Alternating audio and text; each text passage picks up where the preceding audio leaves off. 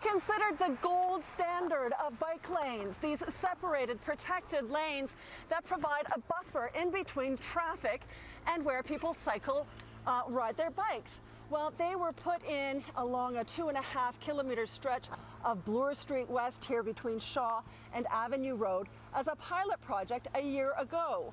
Well, the results are in and almost unanimous. The bike lanes are successful and should be made permanent. I think the bike lanes are great, honestly. I mean, they're really useful, and I think it's a great way to get people out of the cars and, onto the streets a bit more.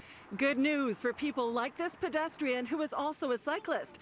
A staff report that comprehensively evaluated the bike lanes on Bloor shows that they are successful and should stay. For too long, bike lanes in the city have been seen as a divisive issue. It's been seen as a debate between bikes and cars. Not anymore. Bike lanes on Bloor and the data behind it has shown conclusively that when you install a bike lane and you design it well, it is a win-win for everyone. The report shows that while commute times for drivers have increased, it's only by 4 minutes, down from 8 when the pilot project started. Many drivers say the delay is worth it. I'm very pro bike lanes, and as someone who drives across Bloor a lot, I feel much safer having the cyclists confined to the bike lane.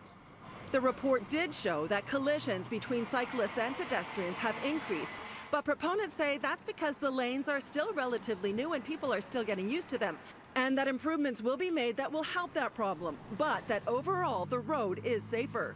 The near misses between cars are down, between cars and bikes are down, and between cars and pedestrians are down. Bike lanes on Bloor work. The mayor has been supportive of the lanes and is even more so now that the data is in. Public opinion surveys, where we've also been measuring, also show increased levels of comfort and safety for both drivers and cyclists, and they show widespread support from those who live in and travel in the pilot area. To me, all of these data points weighed together indicate that the Bloor bike lanes have had a positive impact, and so I will support the staff recommendation. The report also showed that retail transactions have increased by 4.5%, although anecdotally it's hard to find a business owner who agrees with that. This barber, who has been on Bloor for 11 years, says his business has dropped by 10 to 15% thanks to a lack of parking. Sometimes customers, they come from far away, and they come for a haircut, they go shopping. When they don't find parking, it's not easy for them, they don't come back. In your opinion, you'd rather not have the bike lanes? For me, no. The stats also show that these new lanes, after only a year, are the second most popular in the city with 5,000 users per day. But the lanes are not a done deal yet. This report will go before the Public Works Committee next week, and City Council will vote on it next month.